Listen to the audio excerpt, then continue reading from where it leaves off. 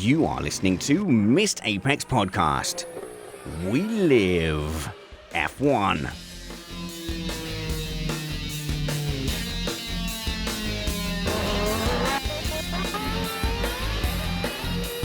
Welcome to Missed Apex Podcast. I'm your host, Richard Spanners Reddy. We are an independent podcast produced in the podcasting shed with the kind permission of our better halves.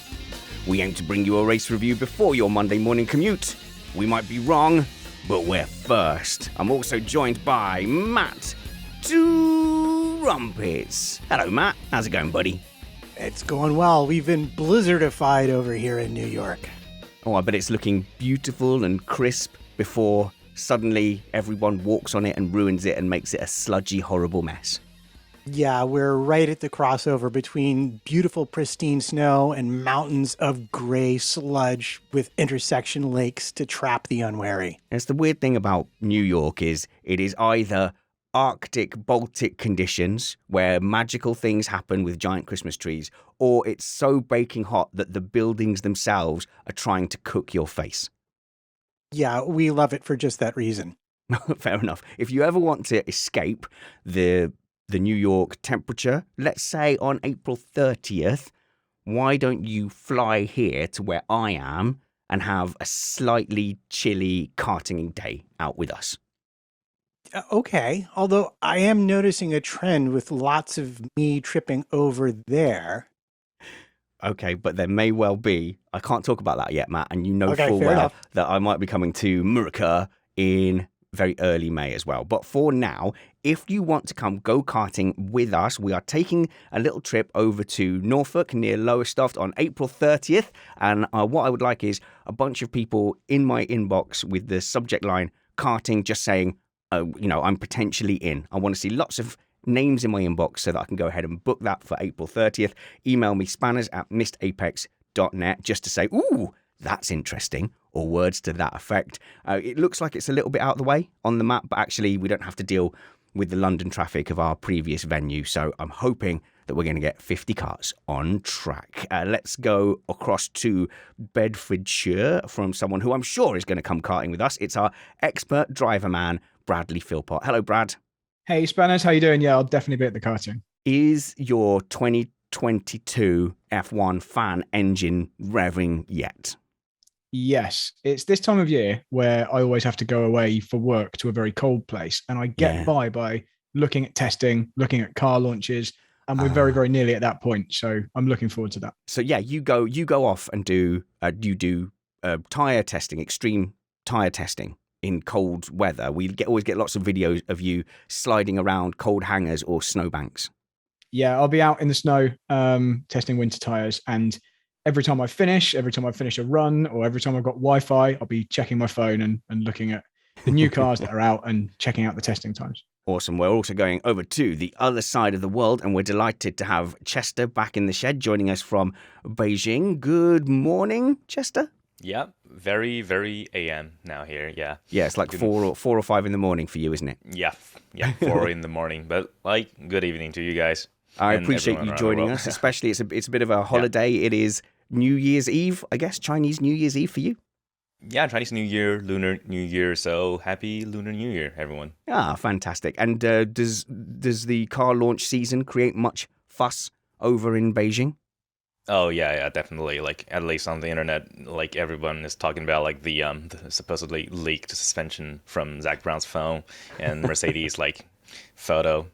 Oh, I see, Matt. You can shed some light on that for us. I know we talked about McLaren a lot last week, but yeah, there was it Scarbs that managed to do some investigative work? Yeah, he was thumbing through the fire up video, and I guess at a certain point the camera caught Zach taking a video of it for himself, and inadvertently revealed that McLaren will be running a pull rod front suspension, which I believe has been 2009, 10, 11 was the last time they tried that. Ferrari, I know, had one in 2012. But it has not been a favorite of the Formula One teams. They've all been using the push rod. Okay. And I could even tell you why they might be doing it later on, if you like. With apologies to Chester and Brad, since we're on it, why not just give us a quick rundown of why is that significant? I remember pull rod, push rod being a little bit like Bridgestone Michelin, which way were the teams going. It used to be important. Is it now? Well, it is again for a couple of different reasons. You have lower noses. They've banned the push rod on upright, which was that trick that Mercedes used to get around things like the Monaco hairpin and stuff like that. And the basic aerodynamic configuration has changed. So there's going to be more advantage potentially in how the air flows through the pull rod suspension, which if you think about it, it's that extra rod that normally starts at the top of the chassis and goes down. That's the push rod. The pull rod starts at the bottom and goes up. So it changes how the air flows between the wheel and the car. Okay. And it might very well be advantageous. Top to bottom, push rod, bottom to top, pull rod. That's really all you need to know to identify it at sight. Aero aside, Brad, I don't know. I know you don't have a lot of aero car experience, but do these kind of suspension changes, do you think they'll relate to driver feel or driver style in any way? So everything I've heard is that you can't actually tell the difference from the driver's seat, whether it's a pull rod or a push rod, because essentially the suspension is still being compressed in the same way. It's more, Matt will probably correct me here, but as far as I understand it, it's more to do with the airflow. It's an aerodynamic change rather than a steering or suspension feel change. Yeah, they both do the same job in terms of absorbing the bumps. The difference is the pull rod has a lower center of gravity and is a bit lighter than the push rod.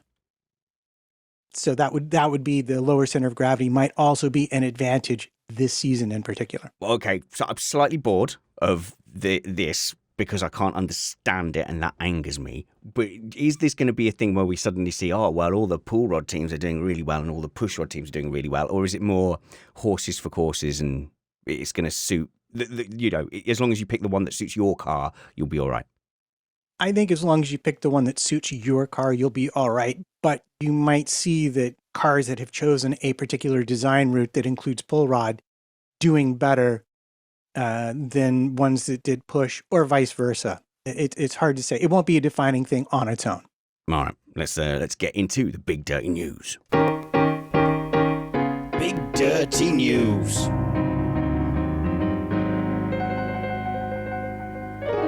All right, let's start with car launch season. I'm going to ask the panel which car launches they're excited for, but do we have the dates, Matt, of which ones have been announced? I know there's one on Valentine's Day, so we can't watch that one because the fake love Christmas cards industry won't let you. Yes, I know. We do have a list, courtesy of none other than Summers F1, who happily puts them out on Twitter. And Aston Martin goes first right now on the 10th of February. McLaren's on the 11th. AlphaTauri has stolen Valentine's Day on the 14th. Ferrari on the 17th. And Mercedes is on the 18th. And Alpine is on the 21st. So that's what we have so far. Okay, Chester. Which of those launches gets your engine running? What are you excited to see? I'm kind of really hoping Ferrari can do good this year, compared to the last two. And interesting, Red Bull is not in there. I think they're one of the few that haven't confirmed that their launch date yet. So something about a failed crash test. Okay. Well, that does bring us onto a subject. We'll cover those crash tests a bit later. But don't Red Bull traditionally like to launch their car on testing? And they like to do it at the track rather than have something snazzy? Or am I misremembering that, Matt? Maybe. I don't know. Red Bull, they're going to be on their own schedule this preseason, I suspect. All right. And Brad, from a pretty car, because it's just the colours, isn't it? That's all we're looking for when we see who's got a new livery. I must admit, I don't get very excited about them at all. So no, for me, absolutely, the colours don't really come into it. I'm fascinated by what shapes all these cars are. And I don't really care which one, whether it's Williams or Red Bull or Ferrari. I just want to see the interpretations each team comes up with such a drastically different rule set. So I'm excited that we're not going to have, or hopefully won't have, teams like Red Bull, who in the past have released a render of the previous year's car. It's not even a real car they're showing us. They're just showing us a kind of new livery on an old shape computer-generated car, and then we only see the real thing when they actually hit the track. I think years ago, you would have got more excited when there was less social media and less build-up to a season, because it would just be the first we knew about any of these cars. So we'd kind of get the excitement of it all at once, whereas the impact has kind of been softened and there's not those big glitzy car launches anymore, really. I think I'm expecting all of them to be online affairs, perhaps with the odd awkward interview where you've got like a MC for hire. You know, they've hired in someone like me to just go, are you super excited about the F1 race car? Do you think you can beat Mercedes this year? Says the guy on a small fee. And the Williams manager's like, no, I don't think we can beat Mercedes, dude. But you have a lot of awkward car launches. But yeah, we don't really get to see a lot. Apart from this year, Matt, seeing the new shape out of the box will be exciting, but that novelty will wear off fairly quickly. Yeah, you sort of get one chance. And with the renders, it's always important to note that they usually obscure anything you might think of as an important detail. Yeah. So, yeah, because Summers is in our live chat, actually. Hello, Summers. Matthew Summerfield from motorsport.com, the tech editor. But he is saying so that he can endlessly speculate, but they're not going to show the juicy bits during the car launches, are they? No, they rarely do. And frankly, a lot of times, even when they get to the first test, they keep, if anything, they keep anything they think might really make a difference usually doesn't show up till the last test. Yeah. Well, speaking of tests, Brad, I'm a bit disappointed about the first test not only not being televised, but also they're not letting people into the stadium either, into the Barcelona circuit, and they've redefined it as a shakedown test now. The rumours are that Bahrain may have paid some money to be the first on-track action, and therefore Barcelona got demoted to being just a shakedown. But I'm going to miss it. Like you said, you have stuff on in the background. It doesn't need to be fancy. Just a couple of commentators, just the sound of some F1 cars going around. That's enough to get me starting to buzz for the F1 season. It is a strange one that they've chosen to rebrand this as a shakedown, especially when some teams are already doing shakedowns at other venues before the shakedown. Mercedes, for example, are going to do what they've named a shakedown at Silverstone, which they generally do. But as long as we still get to see the times, which I believe we probably will, I mean, they'll get leaked if they're not shown live anyway.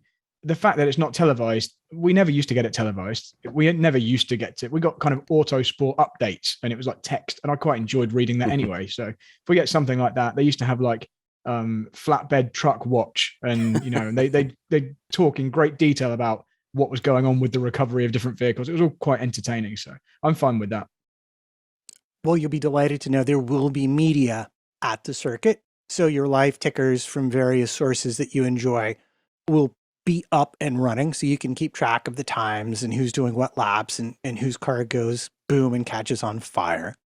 And Matt, are they forced to use the demonstration tires that they normally have to use at shakedowns, or are they using the full fat proper tires? Because I assume they're using the proper tires, and if they are, it's a test, isn't it?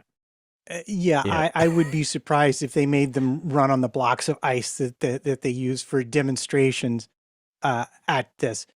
But it's what does really surprise me is as Spanners correctly points out, these have always been open to the fans in the past. You could buy tickets for cheap and wander around. It's usually not crowded, and see the cars on track. And they've closed it this time around.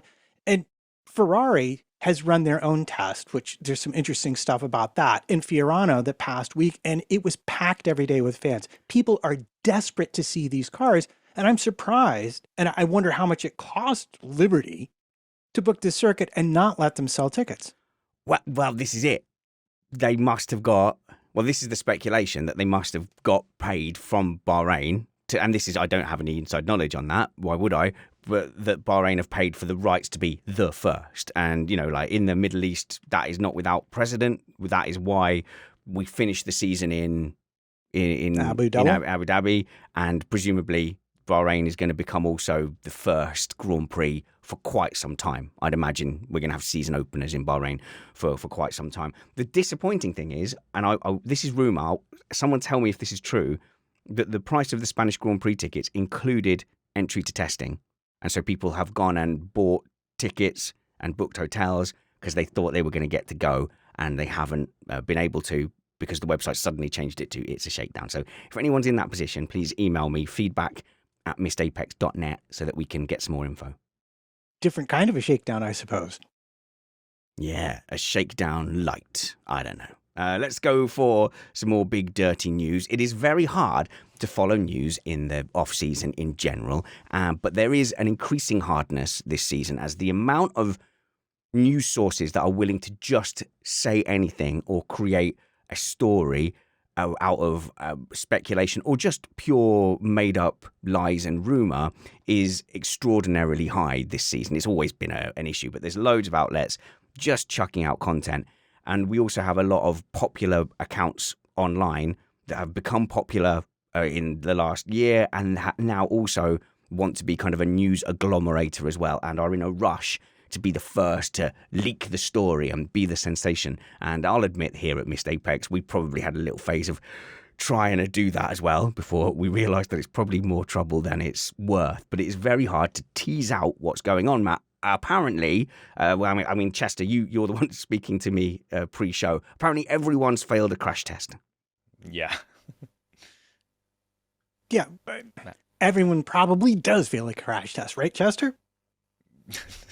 Yeah. I'm thinking about there's a lot of just social media accounts and news sources that they just based the news on some words somebody said a few years ago, and anything. A lot of times I don't think there are a lot of the stories, but this time I think it's the motorsport Italian division. I think they reported supposedly Red Bull failed a frontal crash test. It's not the first one. Asian News designed a number 18 car that failed a crash test preseason.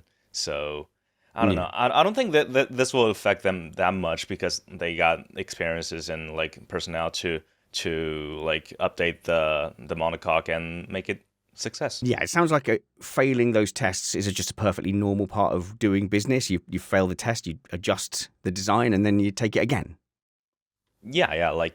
I would assume they were pushing the limits of the performance, so they will maybe on the edge, right? So they probably just failed a bit. Yeah, and that will be a deliberate choice, won't it, Matt? To run performance versus reliability, like Mercedes do, for example, with the air inlets. They like to basically run as hot as they can, or do as little cooling. They always run the cooling on the edge. And, in their testing, they'll probably run it to destruction. So why should a crash test be any different? But can we safely ignore all the crash test talk? Because it seems to come up every year. And I don't ever remember a team going, well, sorry, we're not turning up for the first race because, those crash tests, they're holding us back. Yeah, you can pretty safely ignore all of that. In fact, I want to say that one season, and I do believe it was Red Bull, there was a rumor that they failed close to 30 front wing tests or nose tests before they finally got a design that would pass. And so, yeah, it is absolutely a part of the sport. If you're going to design at the absolute limit, you go for what you think you can get away with. And as you said, when it doesn't work out, then you just add a little bit back in until you pass the requirement. Oh, actually, Brad, you just briefly touched on tyres because you were talking about going off tyre testing, and you are, in fact, a performance tyre tester. What are you expecting from the new tyres? And also, when you mentioned using demo tyres, what are the differences between those things, and what are we going to expect from the 2022 tyres? Yeah, so just to answer the final part there first, when the teams do demonstration runs, they've got a certain allocation of number of days each year they can run a current car where it's for filming purposes, and quite often the teams will obviously double up and use that for checking systems and all that kind of thing. I'm sure a lot of the teams will be doing some drone filming and promo shots, but they're also actually checking systems in their new car. It's just an extra day of running, isn't it, really? But I think it's limited to 100 miles in the day. And they have to run on these essentially stone tires, super ungrippy, slippery, horrible tires. So they can't, to try and prevent them using it as too much of a test day. So they look the same. You couldn't tell from the outside, but the demo run tires will not give you anything like the performance of the proper tires. Yeah, so they can do things like stick a different driver in there just to get used to being in an F1 car, check that the exhaust doesn't fall off, but not get anywhere near ultimate performance. So yeah, and we understand that as a shakedown or a TV day. So it really does make the calling the testing a filming day. Yeah. That's it. Yeah. And You asked about what I expect from the tires, the new tires. Obviously, yeah. that's one of the major regulation changes. If it wasn't enough that the cars are totally different, the wheel size and tires are very different as well. So a lower profile, less rubber, more wheel.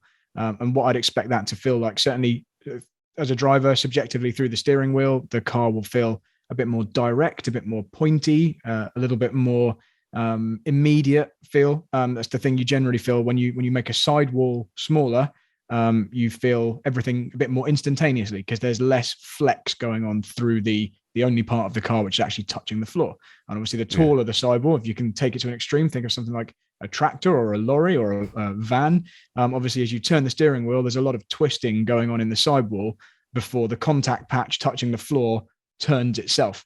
So obviously, there's always this kind of twisting force going on in the sidewall, and the steering is doing one thing, and the bit of the tire that's stuck to the floor is doing another thing.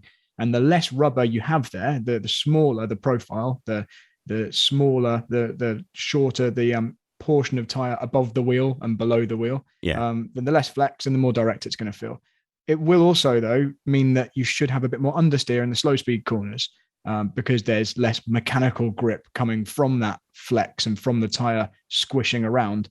It should mean there's more consistency in high speed, and the drivers will know what to expect a bit more. And hopefully a bit easier to manage the temperature of the tyre as well. Okay, so can we point to a particular driver that doesn't mind a bit of understeer, or a driver perhaps that likes to really get in and point, like via corner that might struggle with tyres that are a bit more understeery in the slow corners?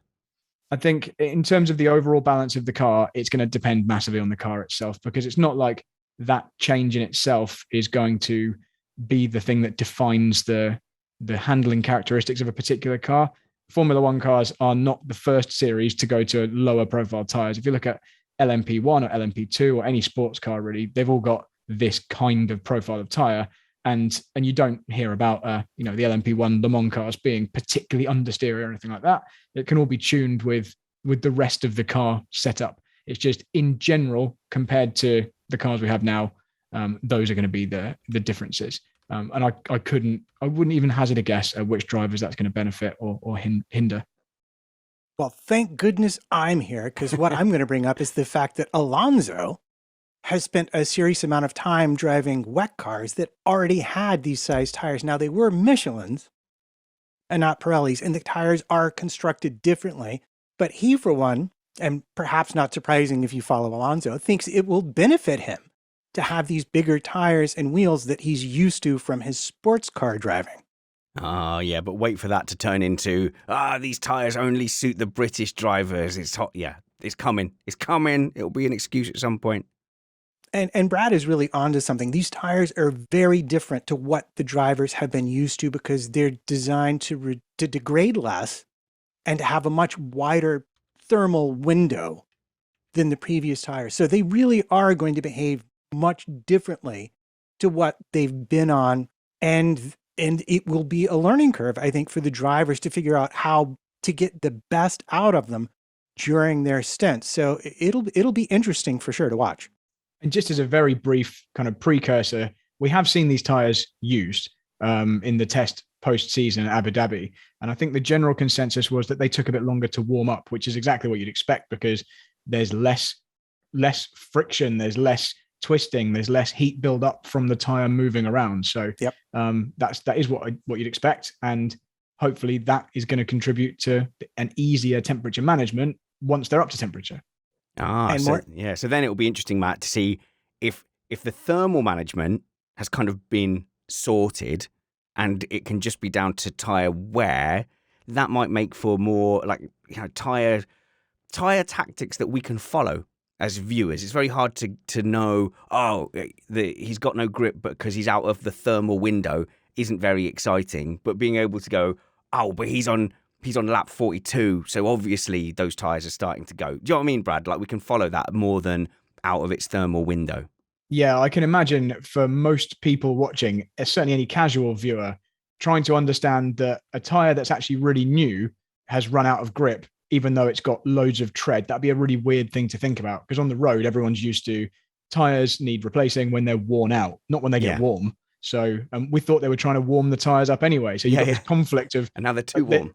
Yeah, they're trying to kind of keep it in a window, which is it's not an exciting thing to talk about, is it? So Yeah, I think you might be right there. Tire temperature management, Matt. Yeah, it's not a thrill. No, it's not. But I'm going to suggest that it could make the opening laps of races a lot more entertaining because don't forget, it's not just the tires that take longer to warm up, but the tire blankets themselves are going to be run at completely different temperatures this season as well. All right. And having said that, if I said the word Ferrari and you thought loophole, would that be a bad thing? What have they done this time, the sneaky Italians? What are they up to? Well, I mentioned briefly their test, and because of the change in regulations, normally you're not allowed to test last year's car as a historic car. FIA had changed that because of the big change in regulations. Ferrari, we're going to test last season's car, but apparently, and I just throw this in because it's interesting to me, apparently someone complained about it because they'd already done their 2022 power unit upgrade. So they were actually forced to change and run an older car in their test last week. So is this a reason for Ferrari people to get excited? Yeah, okay. Look, Chester, you mentioned hoping Ferrari would be better this season. That hurt me because I thought we were friends. But why? What enamors you to the Scuderia Ferrari? I don't know. I don't think I consider myself a Ferrari fan, but I just think like such a huge and successful team as the Ferrari, I think they should be at least fighting for a race win or two, right? Not like trembling in the midfield, and at least not like 2020 when they're like a really bad SF1000, like just doing in the back. So I would hope like. And in the turbo hybrid era, I think they're like only Ferrari and Red Bull brought the fight to Mercedes in 17 and 18. So I would like really hope they can like step it up and bring the fight to Red Bull and Mercedes. But maybe they are not the front runner team this year. Maybe. No, I don't think they would be. And Matt, people have called me a Ferrari hater, which I hate that they've correctly identified that. But I don't hate them like personally. I actually like Binotto and I like both their drivers now, which is really, really annoying. But I like them as rivals. So as much as I was like, after Fuelgate, I do want them back so that we being anyone that's not Ferrari, score some proper worthy victories against them. So I think Chester's got a point. It's almost like all is right with the world if they're up there challenging. It sort of brings F1 back to something more recognisable. I don't know. I don't want to fall into the trap of being one of these, F1 needs Ferrari. I'm just saying, F1 doesn't need Ferrari piddling about at the back. Matt? Yeah, imagine Charles and Hamilton and Verstappen are fighting the front. Yeah, no, that's a good point. When you look at their drivers, Matt, imagine Sainz, Leclerc, all scrapping with Russell, Hamilton, Verstappen, and Perez if he's allowed. Yes. Well, I have some good news for you, Chester, which is while other teams have been headhunting top technical talent, it turns out that Ferrari has very quietly hired about 30 engineers from a variety of different teams to come join them in designing this year's car. And so, I mean, I do believe that they have the potential to make a step forward relative to their rivals. Whether it will put them all the way at the front on a weekly basis, I don't know. But you have every reason to feel very positive right now if you're a fan of the Scuderia, except for, of course, their entire history. Yeah, look, I think Chester's he initially revealed he's a Ferrari fan, then felt like he would come on under attack, and I think you've shied away. This is a safe place, okay? We welcome all fans, even Ferrari fans. I promise. It's okay, Chester. You can admit it. Yeah, just don't admit a Verstappen fan, right? Oh yeah, no, don't do that. That would be terrible.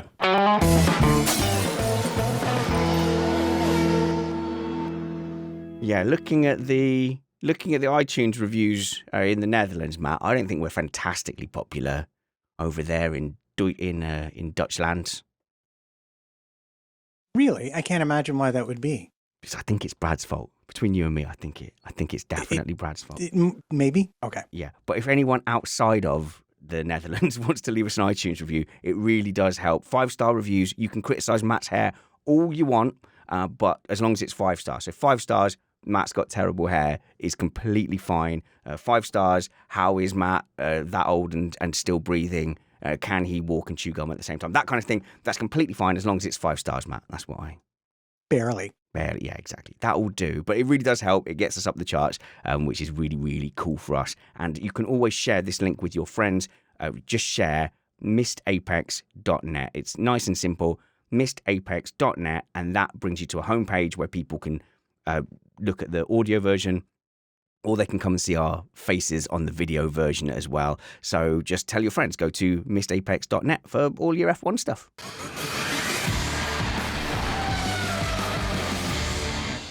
Okay, Matt, I think we should make Brad angry, shall we? No, let's not do that yet. Let's go over to Asia. We're looking at the start of the Grand Prix season, and we've got Bahrain on the 20th of March, Saudi Arabia, Australia, Monza. Oh, so we're into the European leg quite quickly. Then to Miami, and then, of course, back to Spain, Monaco, and Azerbaijan. That makes complete sense logistically. Well done, F1.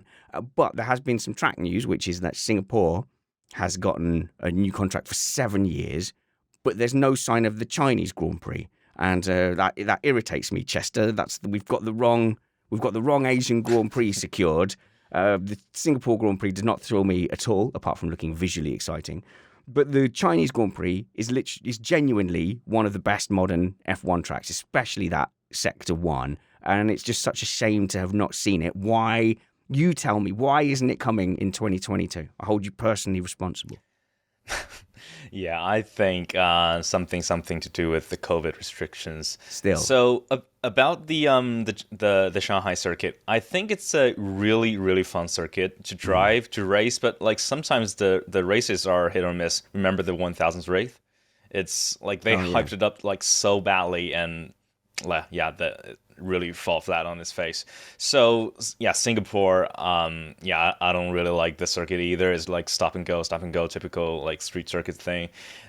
So for the Chinese Grand Prix, I've heard the Shanghai local government is really pushing to have a race, and I think they just got their extension to 2025. So it's not going away just yet, but until like I think after the Winter Olympics, so they were testing a so-called like closed loop system. So like all the foreign athletes and like workers coming in, they are like in a closed loop. They're not like interacting with other people in the society. So if this turns out to be a success, I think they will try to bring maybe not 22 but at least 23 Chinese Grand Prix back.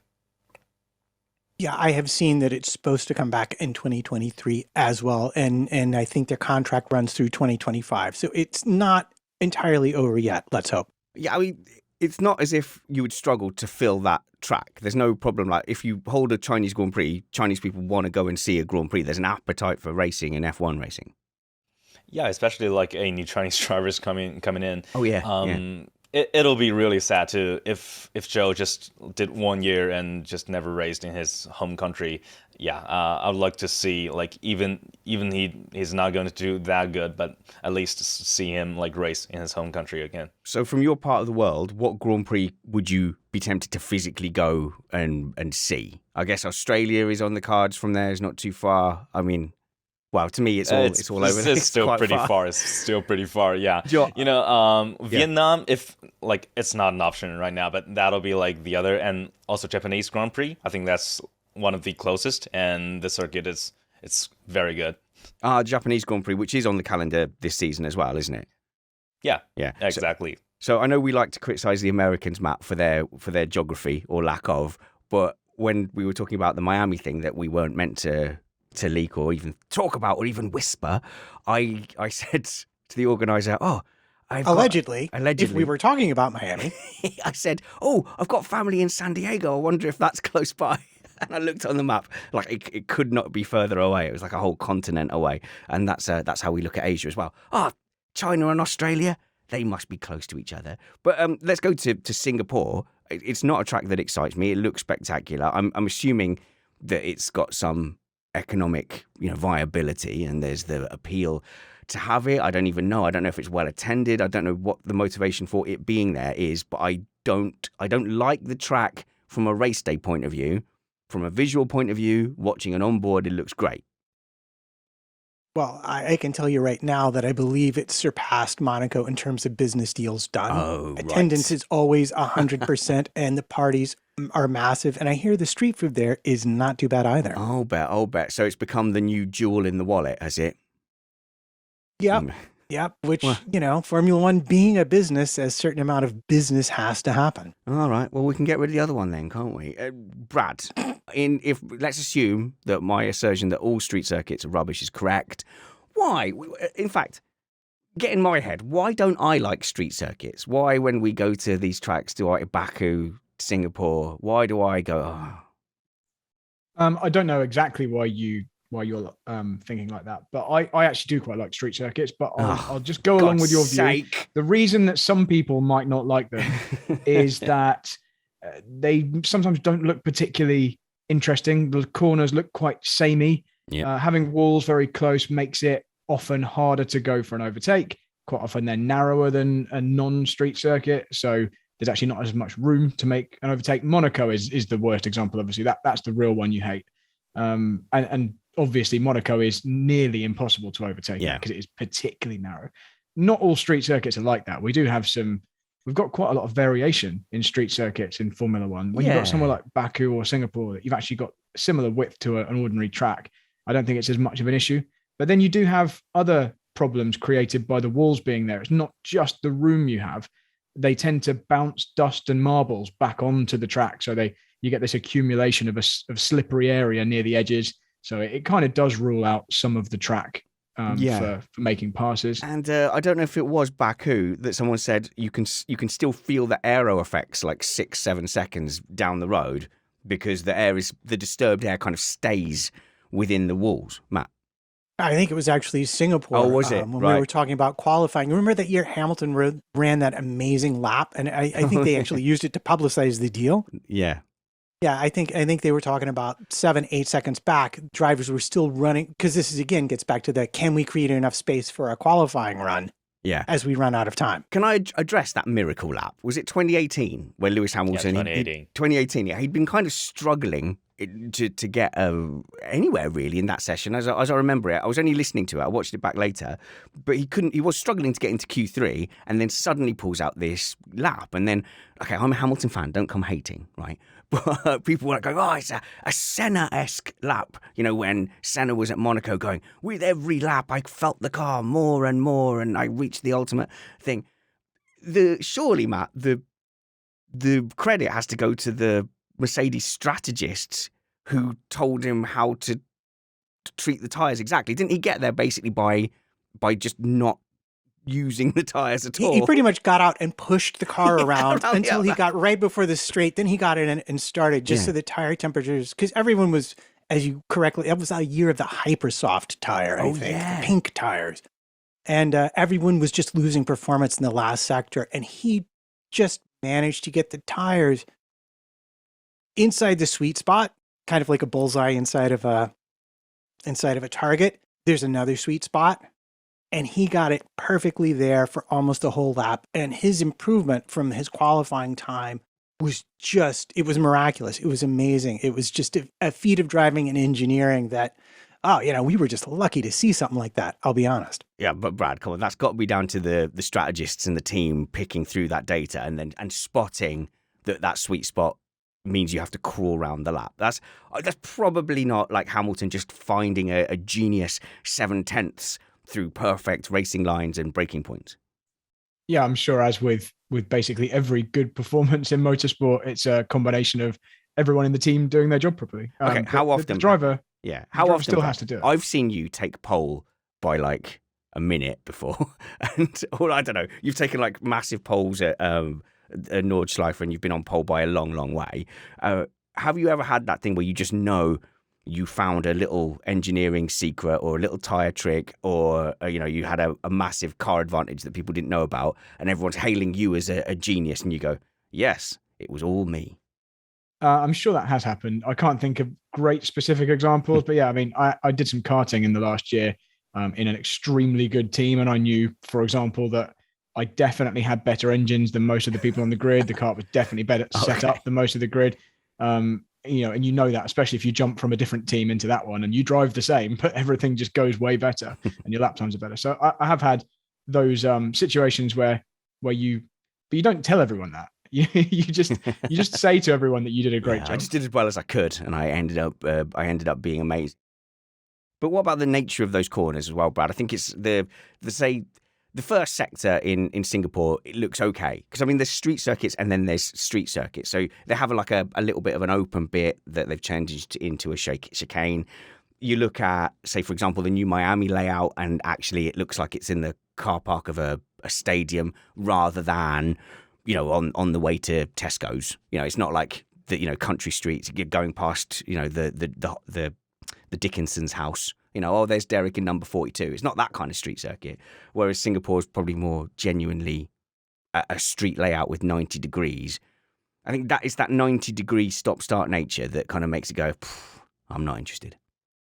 Yeah, I mean, those kind of corners are just necessitated by the shape map of most cities, aren't they? Yeah, unless you do have a really wide open space that you can do something different with, or an old style city that happens to have more organically shaped corners, then that is just what you're going to end up with. And I think the fact you can't see through the apex quite often, you can't really see what's the other side. The fact the corner, if they're 90 degrees, they're quite often not enough of a stop to be a really good overtaking point. There's various problems. I still don't have a problem with street circuits though. And I think I actually like the very varied kind of street circuits we have in Formula One. And I'm glad that we have street circuits on the calendar, because in the same way that I'm glad we've got a track like Monza on the calendar that's bizarre. And, I like the variation. That's what makes Formula One a really global sport for me that tests different facets of driving than some other series. Okay, I think you've hit a good point there, which is perhaps on the onboards at Singapore, it just looks like they're driving towards a dead end and then at the last minute they turn. And the opposite of that is Paul Ricard, where they're just driving, in an indescript flat area and then they suddenly turn. So you might have hit on something there. I'm very disappointed you didn't agree with me more about street circuits. Never mind. Matt, can we sort that? Can we only get people on who agree with me about street circuits? Can we add that to the admin list of the show? No problem. I'll put that on my list of things that I will eventually get around to doing. Okay, well, Brad, what? I do agree with you on a lot of other things, Okay. though. Oh, yeah, okay, fair enough. I'm just particularly disappointed about this one. That's all. That's fine. Let's move on, Matt. Where should we head to? Oh, what's happening with Red Bull Honda? Because I thought the whole point they froze the engine regulations was so that the new Red Bull powertrains, the Tag Hondas, could have some time to catch up before they got homologated in 2026. Now, they've basically said, oh, no, forget all that. We're staying with Honda. So surely we can just go freeze the engines this year now because there's no Red Bull powertrain. Well, except technically there is. Honda is making the parts and assembling them and sending them over, but it's not a Honda power unit in the same way that it was before. And we know this because the chief of Honda's former F1 powertrain unit has now started his own consultancy to sort of act as a go-between between Red Bull and Honda. So essentially, Honda is building these power units on spec for Red Bull. All that's really happened is Red Bull's not doing the work at Milton Keynes, which was the original plan. And that's mostly because they're already needing to get ready. And I think this is why the other teams didn't fight the engine freeze too hard. They're already needing to start getting ready for the 2026 brand new power unit regulations. Matt, can I just to clarify something? Because I was under the impression from all the coverage and all of the farewell Honda stuff that Honda were actually like pulling out, and Red Bull were just going to kind of continue that contract, use the basic architecture, but they've got this whole new engine development area in Milton Keynes. Yeah. If it's still a Honda design, fundamentally, it's the same engine that they've been using up until this point, especially because it's frozen and it's being built by Honda. What makes it not Honda? I can't see anything other than we're just being told it's not Honda. Like, it is though. Like, I can't. Well, what could possibly? Jose in our chat. I'm just gonna say Jose in the chat has just gone. If it quacks like a Honda, fair enough. I think the issue from Honda's point of view had something to do with intellectual property rights and the fact that Red Bull, as you know, has been flirting with Porsche quite a bit.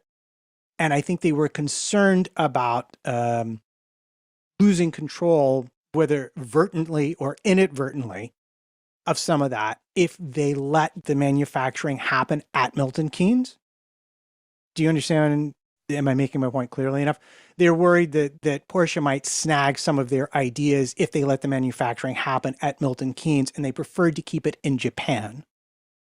And Red Bull were okay with that because they get the same result regardless of where the parts are done. They probably get better quality control because it's being made by people with more experience, and they can just bring the Porsche people in to start setting up shop and working on 2026 at their home base, which is what they're probably going to wind up doing anyway. So maybe I've missed something, and sorry if this is a really dumb question. No. But why have Honda pulled out if they're still having to do all the work and just not get any of the glory for it? Like, what was the pull out for? It wouldn't be Honda if they don't pull out like Formula One when they're immediately going to have some success. What's the take from I don't from that part of the world of Honda? We heard a lot of differences in culture led to disagreements with McLaren and Honda, and the clashing philosophies making that relationship difficult. But they seem to have eventually made it work at Red Bull. It was a surprise almost to see them pulling out. So I was a bit lost as to why Honda wanted to pull out in the first place. Chester, what's your take on that? I have absolutely no idea like why they pull out. I think maybe it's because like the cost thing, and they see they'll have like a major upgrade in 2021, and this like the last push to help Red Bull to win the title, which they did. But like as for why they decided to do that, maybe Matt will give us the answer. It's just money. It's expensive, very, very, very expensive to run research and development. And as a manufacturer, you're essentially giving your engines to your customers at a loss. And since Honda didn't have their own team, then they don't also reap the marketing benefits that the teams, like Mercedes has a Mercedes team. So they get all the marketing benefits of winning championships in a way that power unit manufacturers do not. So what's essentially happened is Honda has said, we don't want to lose control.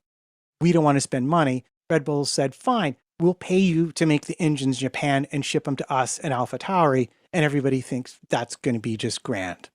Brad, I don't know. It's not sitting well with me. It just seems a bit too convenient for my liking. Yeah, so there's a couple of things. You've kind of already touched upon it. I thought the whole point of having this freeze was because it was like, okay, we won't be too hard on Red Bull, who are going it alone, having to develop this engine on their own and being a new engine manufacturer. And that's good for F1, so we want to encourage that.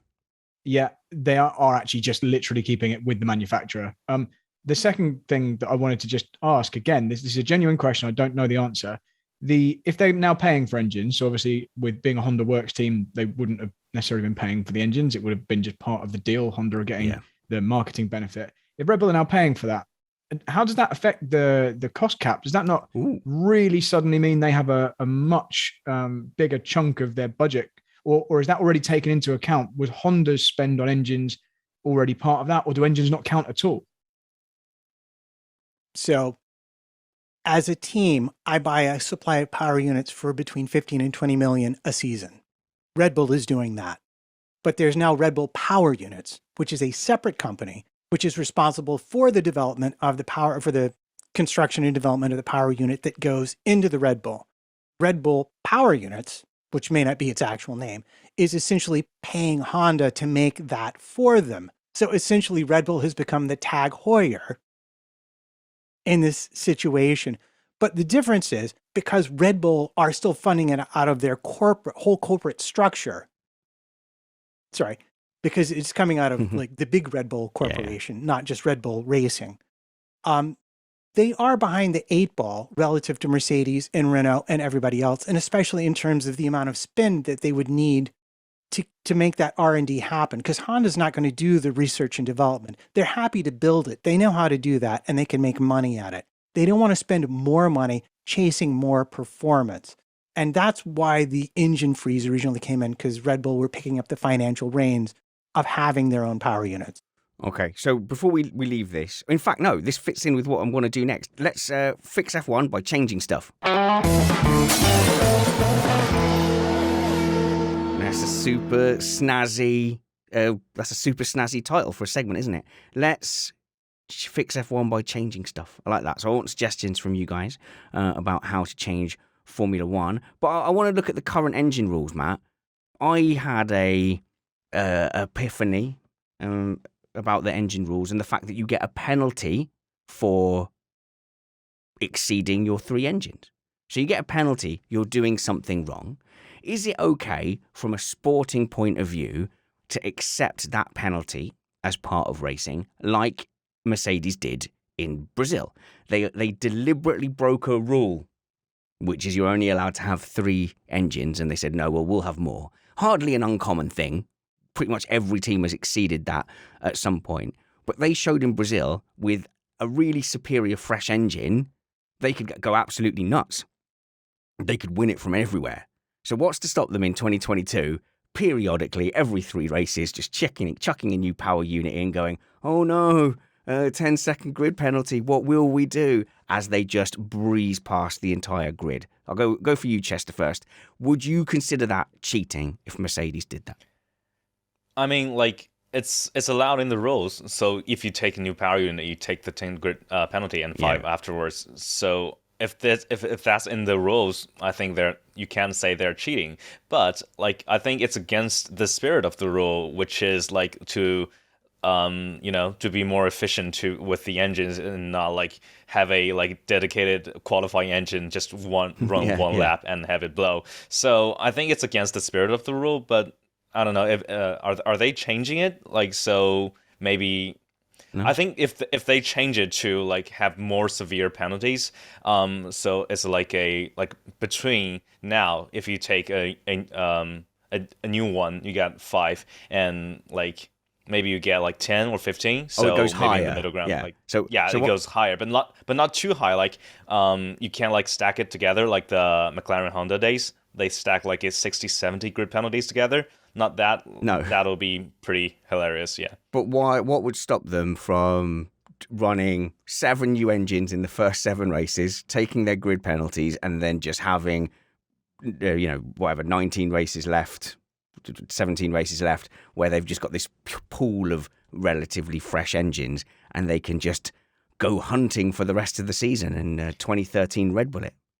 I think Brazil is like a pretty special case, right? I think they had the new engine for it, and it's really, really fast. But I don't think it'll work like every circuit, right?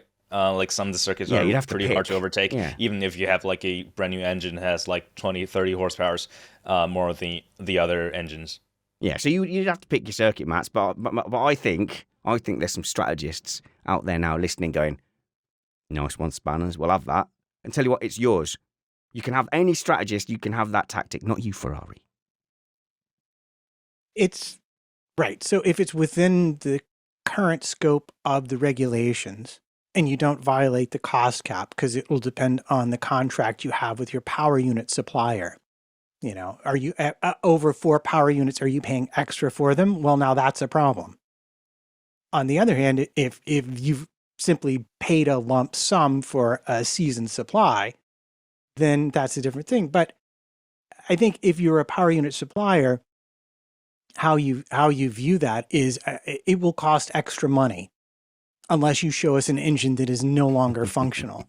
But if you're Mercedes, you dictate the cost of the engine. Go, hang on, Mercedes, you've had 10 engines. You've only got 15 million. How much are those? Oh, well, these ones. Bargain these ones, right? Honestly, right, I got them off a pallet with a bunch of lawnmower engines, 1.5 million a piece. Wouldn't believe it. That's what I said. I said, you're letting me rob you, pal. But he said, no, 1.5 million engine. So they can dictate the price. I don't think that's a major drama. Yeah, no, but the other thing to consider is we don't know if, in fact, there will be some sort of rule about that, because the last draft of the sporting regulations, as Summers has helpfully pointed out, although we've discovered this before on our own, is from last April. We don't actually know a great deal about the sporting regulations. They're not complete, and they're from a long time ago. So it's entirely possible that the penalties will have been changed for this exploit, let's call it. Yeah. And so it will no longer be possible. They'll close the spanner's loophole. Okay. Mark in our live chat said, never in the history of F1 has any team spent any time worrying about the spirit of the rules. And I think that might be true to an extent. Although I do feel like Mercedes have occasionally hobbled themselves with the spirit of the regulations and a sense of general fair play. Like I don't think they would have done what Red Bull did with Perez, like literally like slow down for, you don't think so, Brad? You know, the slow down for the DRS, hold him up in the corners. I'm not sure Mercedes would have ever deployed Bottas quite to that extent. So I think that, yes, the teams will go to exactly what they can get away with, but I feel like Mercedes are held back by this little bit of sense of fair play. If that's true, then I'm a bit sad, because I would hope any competitive team would do what Red Bull did with Perez. I think the problem is Mercedes haven't had a driver capable of doing that. Bottas just doesn't have that in him. And you've seen every time he's been asked to even hold another driver up for one he's not corner. been able to. That's a good point. Yeah. So that just wouldn't have worked, I don't think, with Bottas, which I still find bizarre, just going off on a slight tangent, that someone can get all the way through the ranks, winning things like GP3 and having a successful karting career and not have somehow remembered all the racecraft that you have to get through those ranks. Yeah. But anyway, for whatever reason, No. Bottas seems to have lost that in Formula You're 1. right, because I was following this at a time after you had been teaching me basic racecraft, because you'd always said to me, yeah, I can steer the wheel reasonably, but I have, to quote you, zero racecraft. So when we were talking through like attacking and defending, like it was like basics, like where do you position your car? Are you going to defend the inside or the outside? Well, that's decided kind of by how it plays out. So you go in the middle, and then if the other car chooses the inside, then you can squeeze them to compromise their line into the next corner. We didn't see any of that from Bottas. He would just pick a line immediately, and the other car would cruise past. We saw it time after time. And then the next layer, where when you're in the middle of the move where they're trying to get the cut back on you, and you just check up your speed in the middle so they can't do their cut back, because the momentum they've gained by going wide can't be used because you've positioned your car just to be in their way. All the stuff Perez was doing at Abu Dhabi. And he did it really well. I held nothing against Perez for that, even though I was obviously backing Hamilton at the time to win that race. I was pleased seeing Perez do that, because that's what I think everyone should do in that position. The same as I was happy that Hamilton did everything he could in his power to back Rosberg into the pack when that was his only way to win the championship all those years ago. Yeah, but that was not Mercedes. That was Hamilton. I'm sure Hamilton would want to do the Red Bull style, but Mercedes just seemed to be held back a bit by that sense of fair play. Yeah, I can't think of any other examples though, and I certainly think the season we just had will have fired them up to to try and avoid too much of that. I think they want to come across as being professional, corporate, fair, but I think they will have maybe learnt from Toto's kind of outburst on the radio that gives you really bad PR when you do actually, when you're kind of vocally too aggressive in your kind of attitude as a team. They'll do stuff, they'll take things to the limit behind the scenes, but I don't think they necessarily want to come across as anything less than squeaky clean. So slightly on that point, I feel like when there was Mercedes domination in 2014, 2015, 2016, I feel like from a development point of view, they didn't want to embarrass F1 and they didn't want F1 to look bad. So I always got that feeling that they maintained a gap, and if a team got close to them, they would then bring out upgrades. I don't know if that's true or not. I don't think they're going to do that in 2022. Yeah, it's a different thing, isn't it? When you're so far ahead that it's almost embarrassing. Yeah, embarrassing, yeah. When you've got such a margin, then you can afford to be more nice to your competitors and be more fair. But when you're in a knife, what would you call it, a barroom brawl? You need to just do anything you need to. And get dirty. I think that's kind of what we saw. Yeah, exactly. Get dirty. I think that's what we saw in the season just past. Yeah, for me, the line always was Mercedes, and I hate to use Red Bull, but it's just because or I guess we could use Ferrari. Let's take the Ferrari power unit. their agreement that we don't know anything about, but everybody kind of knows exactly what happened. I don't think that's a thing Mercedes would do. I think Mercedes will be clever. I think Mercedes will, within whatever rules exist, but I don't think they would actively design a system that violates what the stated rules are.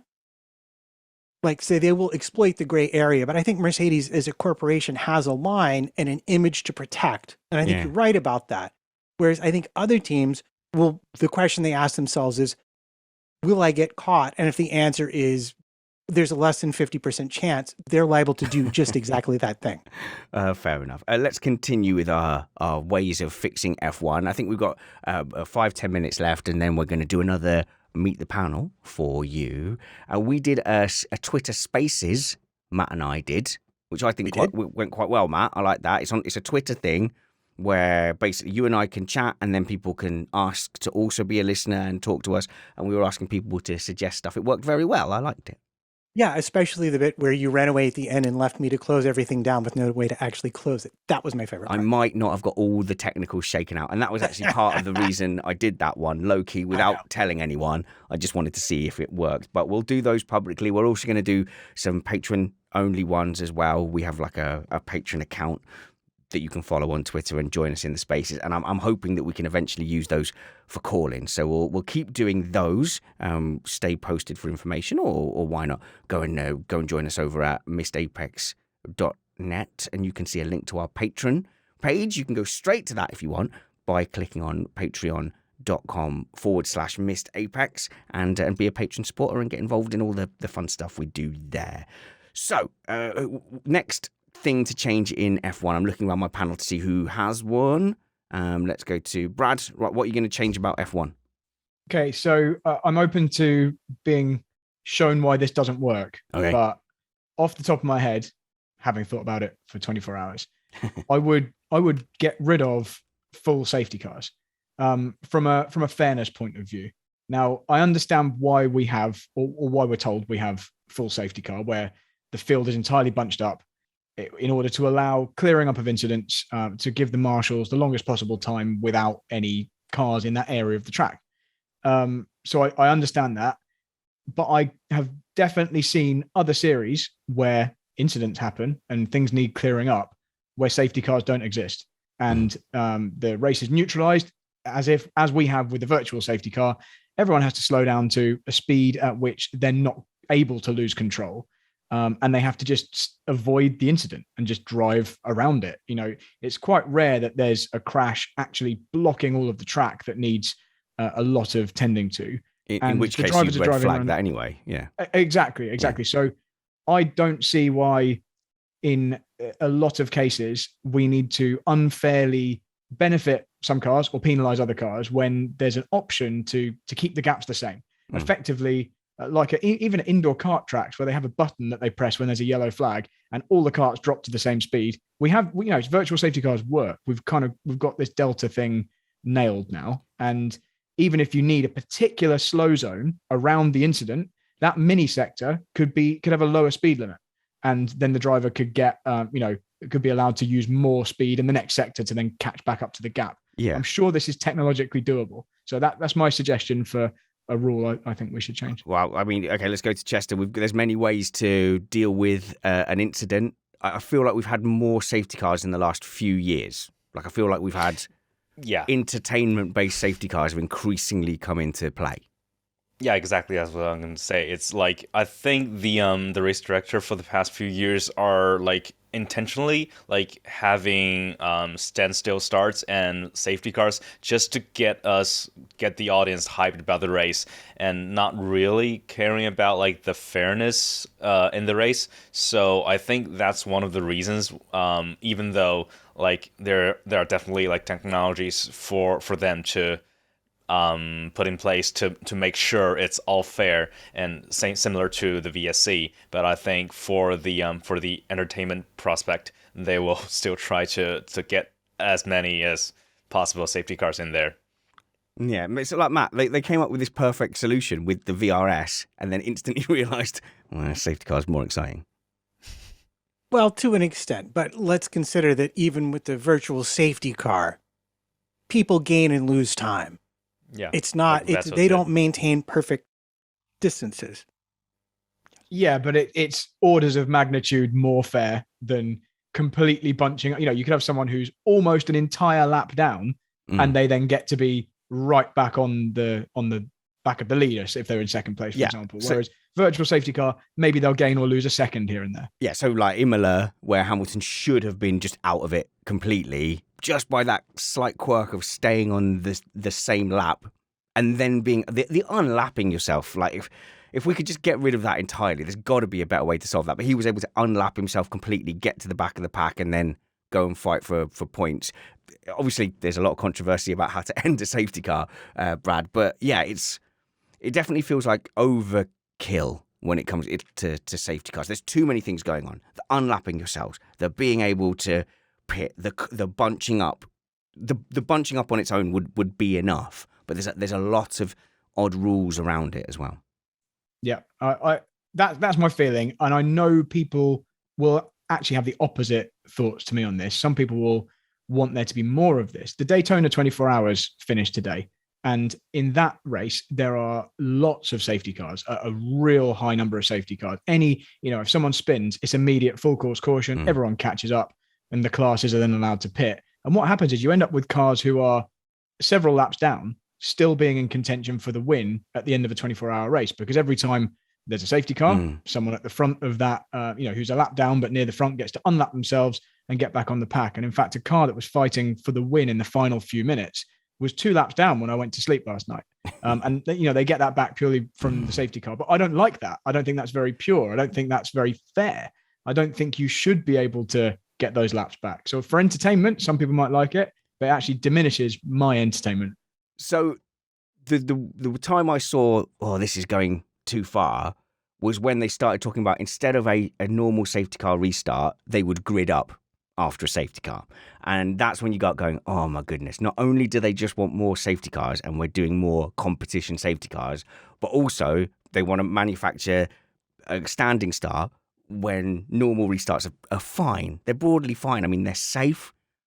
You still get a chance to attack and defend, but no, they wanted the carbon fiber zone again of the standing start. And then they realized that that's a bit of a faff, getting people to grid up, knowing exactly where you're going to grid up. There was problems with that, and then that's where we started getting we'll just red flag it.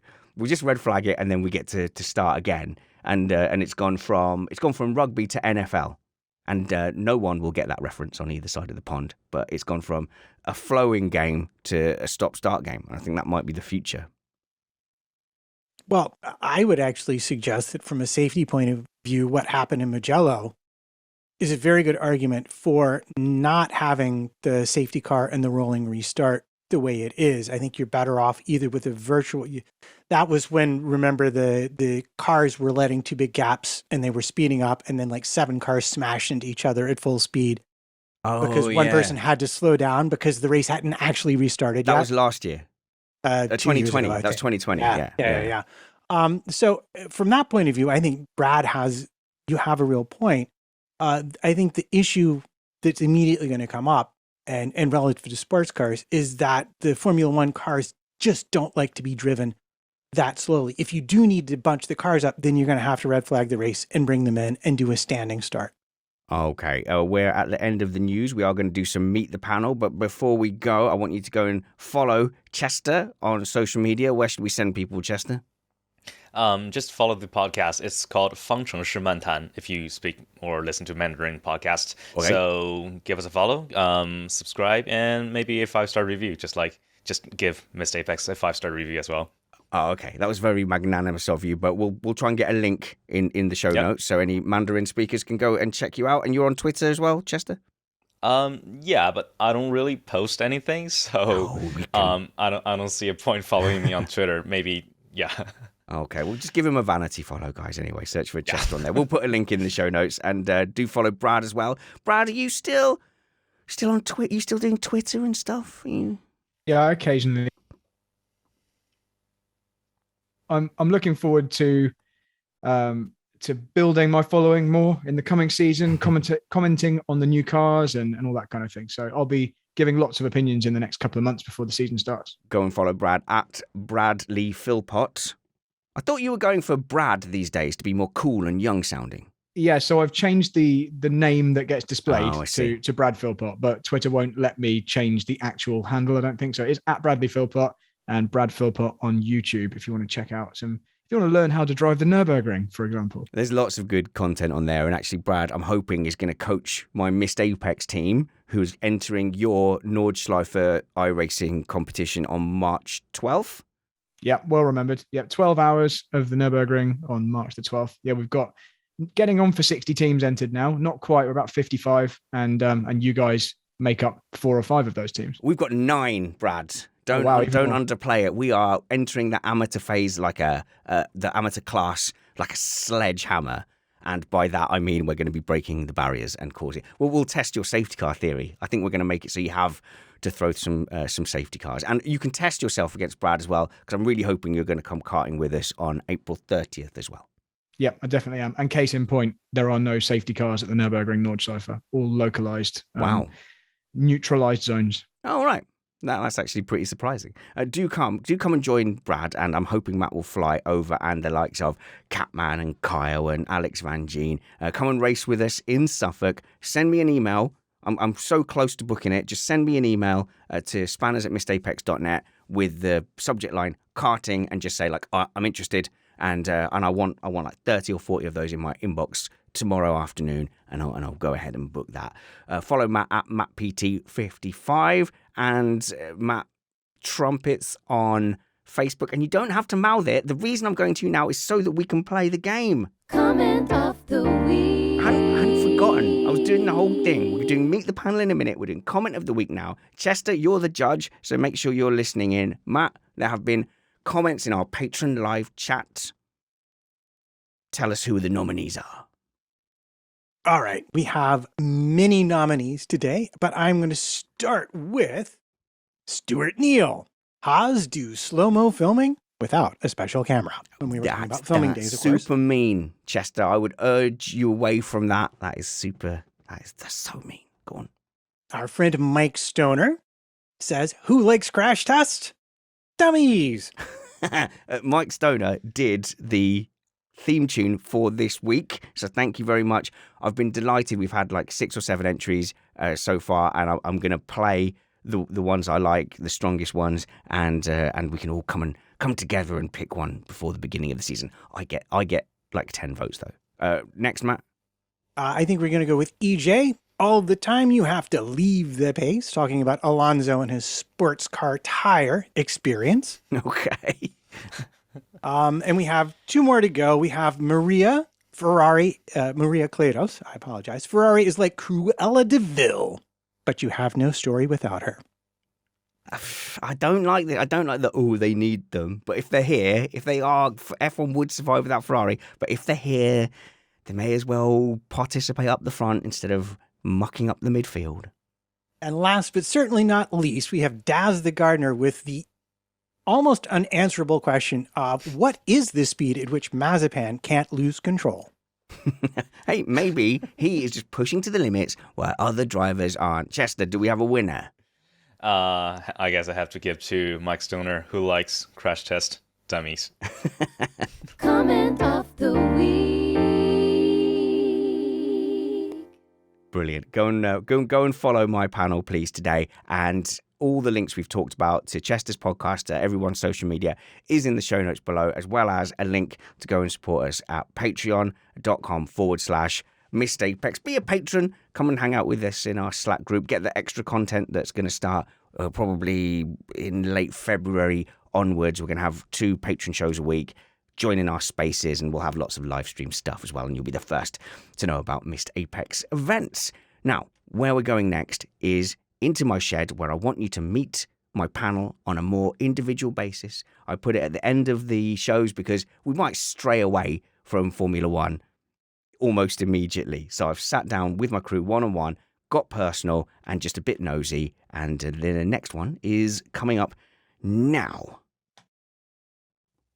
Introducing one of our oldest Missed Apex panelists, but also one of the youngest Missed Apex panelists. Don't worry, it will make sense. It's Chris Stevens. Hello, Chris. Hey, Spanners. I forget, even though you're teeny tiny Chris Stevens, you're so desperately young. How old are you? 24. Oh, is it really? That's not that young Yeah. anymore. Okay. Uh, But when It was like 18 Was when I it? started this. Yeah. Really? So when I met you at first, you were 18, you were working in retail, and you were blogging. You were doing Formula One blogs. Yeah. And I think at that point, I just started venturing into Formula E as well. Yeah. So doing some actual like on-site stuff. And what impressed me was you were a very good writer, but not in a kind of self-indulgent way. You weren't saying, I have considered motorsport and the way it flutters through my soul. You weren't doing any of that. You were really getting down to these things happened. These are the things that are important and that you should pay attention to. And, and as a fan reading your stuff, I always felt like very zoned into what was going on. No wasted words. And I just thought you were an excellent journalist, basically. Oh, thanks, man. I really appreciate that. Obviously, I was very lucky to have some very good training from Autosport at the time. This is when they were still running the Autosport Academy Now, and yes, bringing in very young people. you were an Autosport junior. Now, that's a really interesting thing because, I remember seeing you running around the Autosport event they have in the NEC Birmingham. What was that like, the experience of being an Autosport junior? It's really, it's a great thing that they did. And I certainly wouldn't be the writer I am now, or indeed the person I am now without that experience. I was given quite an important role in their national side of things. It's where they put the juniors on the national side. It's where you learn the craft basically on a sort of smaller scale. But they gave me the 750 Motor Club in my first year. And in terms of national racing, that was a really big gig, and they would never really normally give it to somebody with the experience I had at the time and at my age as well. I think I was 17 or 18 when I started doing it. And so, and I think in a way, I may have been too young looking back on it, because I definitely didn't utilize the tools I had available to me, which is easy to look back at now and say, yeah, I could have done a bit better. But I think it was certainly career changer, because it's like a stamp of approval. It was like, yeah, Autosport like me, so everyone likes you.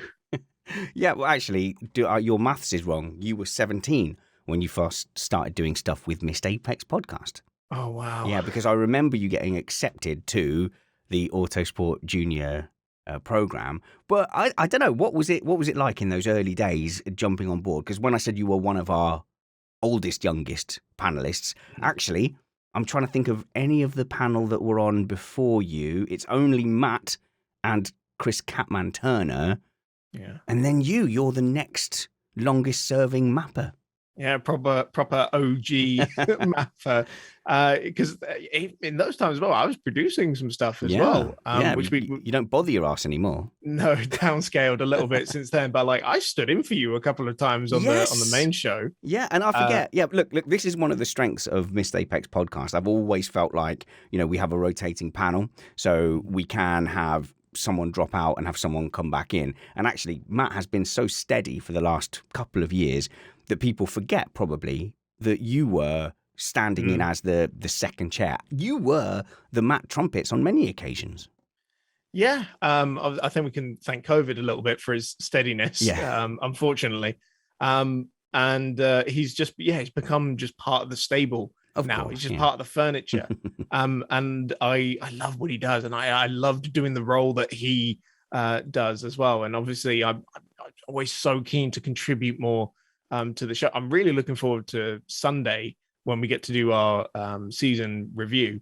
So you've completely given away that we have recorded this far in the past before we even did our 2021 season review. But yeah, you were always ready to step into Matt's shoes to fill in. And the reason I like going to you is you have a skill for having your finger on the pulse of motorsport news in general. You're kind of encyclopedic, a little bit like Catman, and I can go to you on any topic, especially with drivers and their junior programs as well, because you're following probably a broader stream of motorsport than me, who tends to focus in very much on F1. Well, it's kind of part of the job, especially when I was a journalist, and I think even more now that I'm in PR. You have to have at least a general idea of what's happening in most disciplines.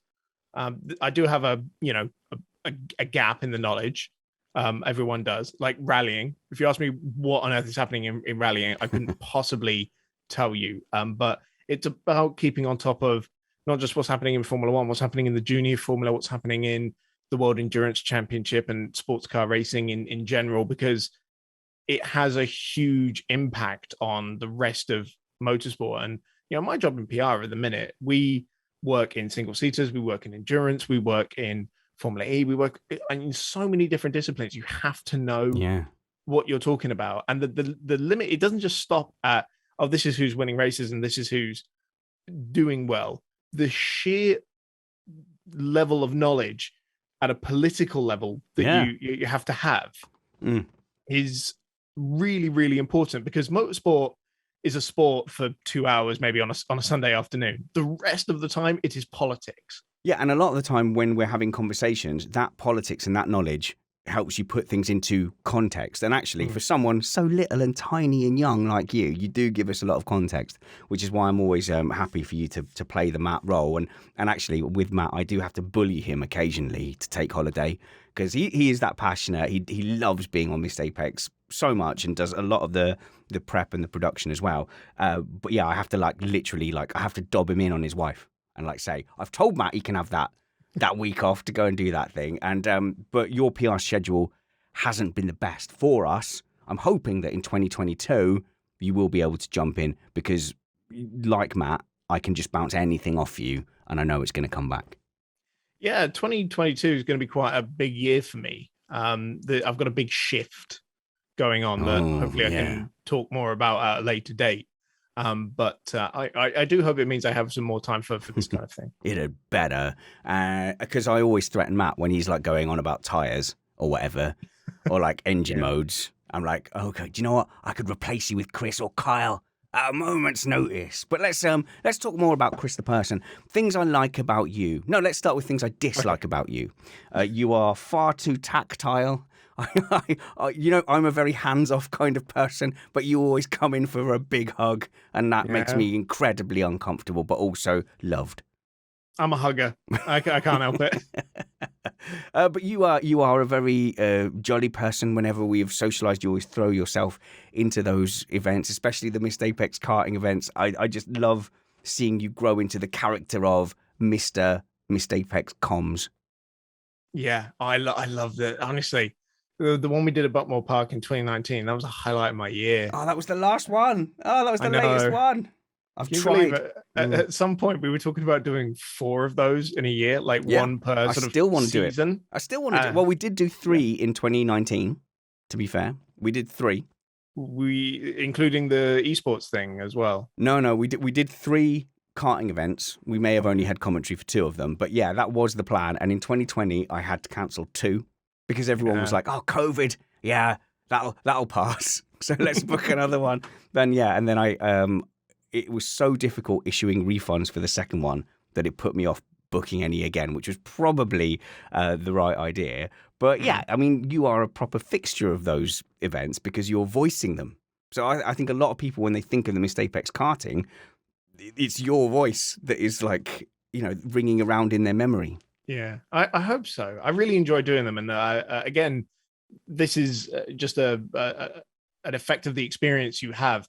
When I was doing 750 Motor Club stuff with Autosport, I got to watch one of the best commentators at work.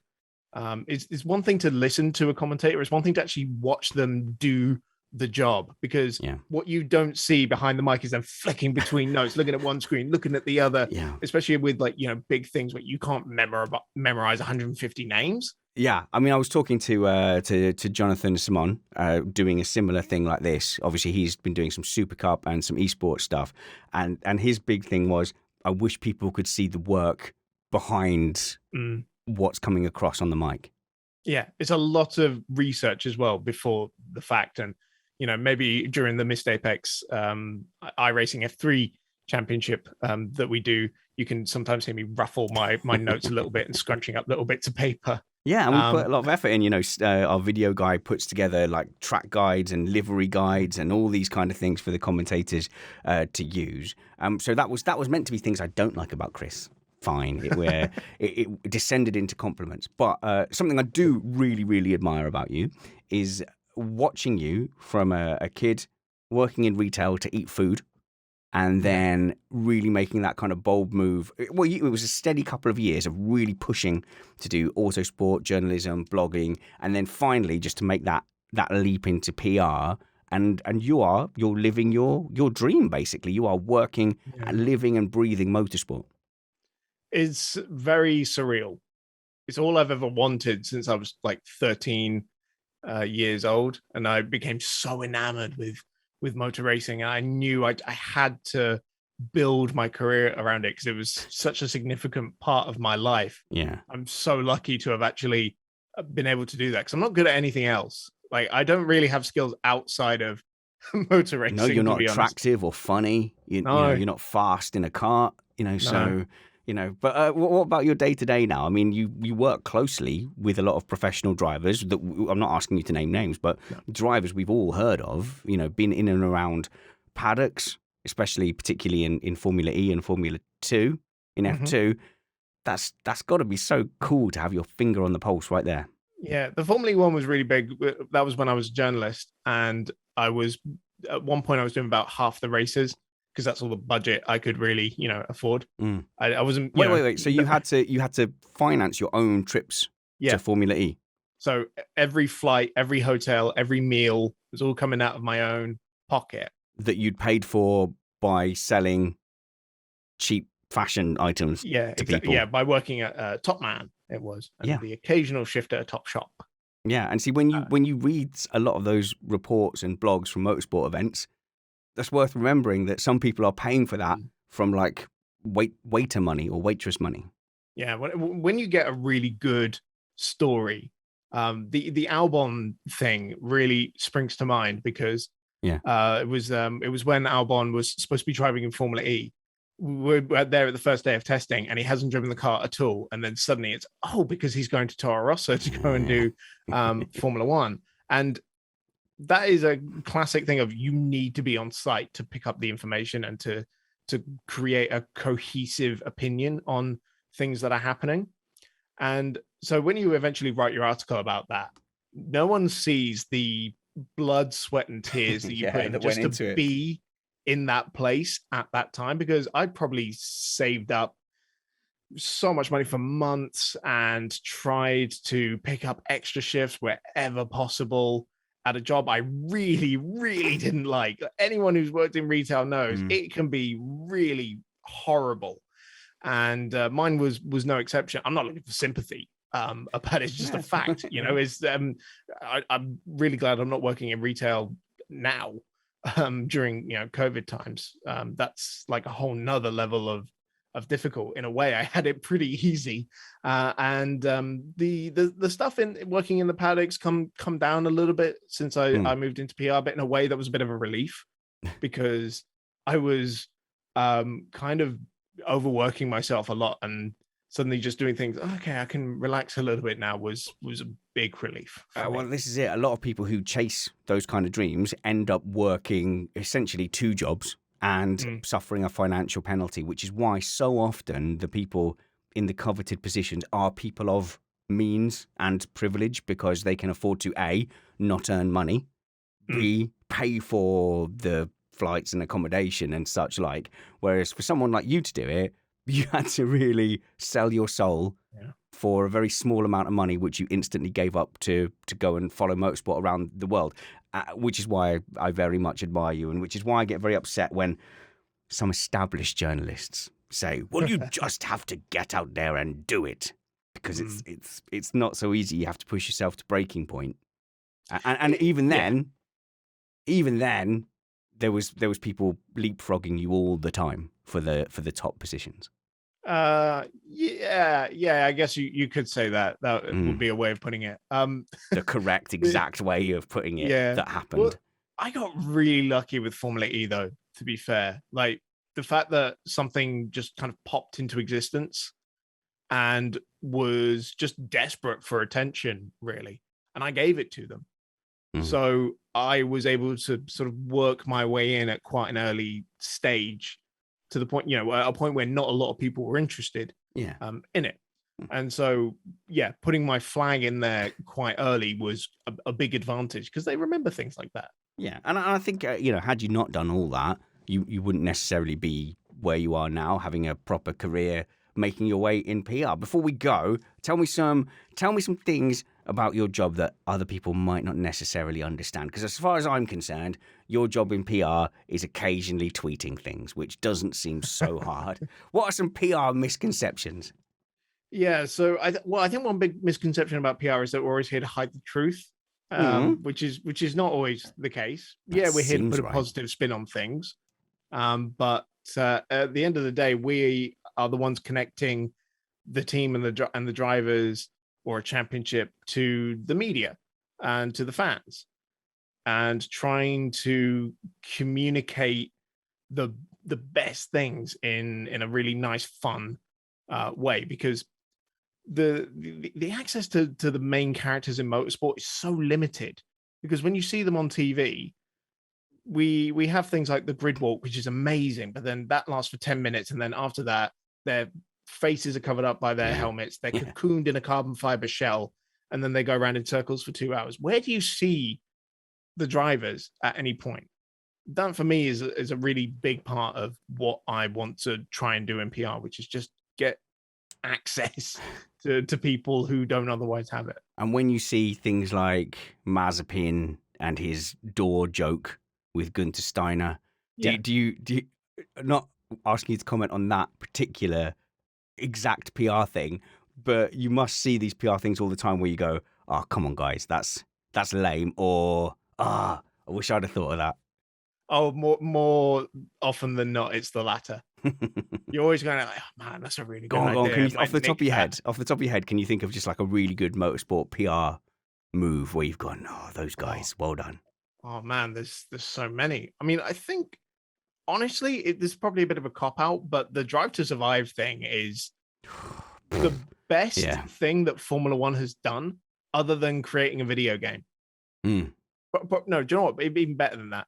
But do you know what? Even the esports thing as well in Formula One is amazing, because both of those things just opened up Formula One to an entirely new audience. And for me, Netflix and the video game are Formula One's two biggest assets right now in terms of audience generation. Yeah. So the last question, I guess, would be, you're kind of like the guy in the other room. Your driver is there and the press are going to speak to him, and you're like, okay, Derek, listen, whatever you do, don't call the stewards cheats. Whatever you do, don't call your rival a potential murderer. And then they go out there and they say the stewards are cheats and my rival is probably a murderer. And oh God, what are drivers like to work with? Well, there's a bit of a mix. Really. I bet there is. There is a bit of a mix. But do you know what? Even the ones that are really difficult to work with, and they get a good result, you're still really happy for them. It's amazing how motorsport can just I know it's a cliche, but the highs and lows are ridiculous. I had a driver in a team this year who'd had a particularly difficult season, and they recently won their first race of the season. And there I am dancing around the living room in my dressing gown because I was really happy for the guy.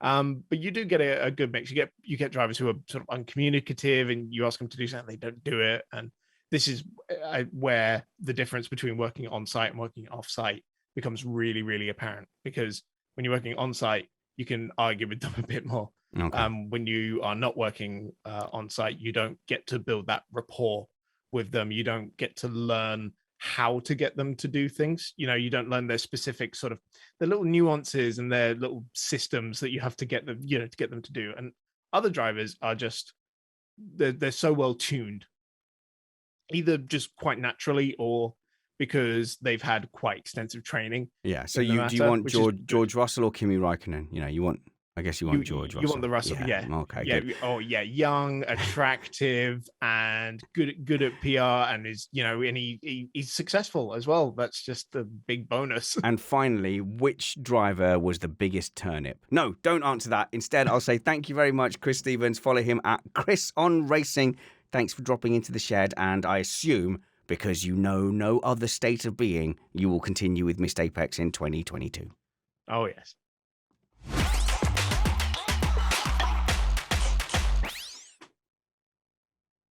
I'm so glad that you guys get to hear a little from the panel, and Chris has been one of the longest serving panelists here at Missed Apex Podcast, and I cannot stress to you how much commitment he put into building his motorsport career.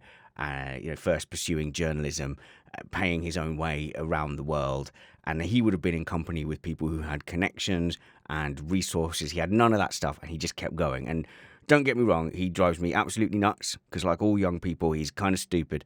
But he has been someone we've all had a lot of admiration for, and the whole Missed Apex team has just been rooting for him, and we're so happy for him to finally find his feet in PR and do something where he can follow his passion. You know, I felt like a older brother to Chris, except I am actually too old.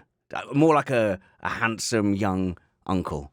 But yeah, we all feel a lot of pride around Chris, and I hope you enjoy his commentary at our motorsport events and his insight here at Missed Apex Podcast. That's all we have for you this week. We've got some exciting things and some exciting guests lined up for February, so I hope you'll tell your friends, send them to missedapex.net to check out all things Missed Apex, and make sure you check out the show notes below for links to all the things that we've spoken about. I suspect our next show will be next Sunday, and that it will be live.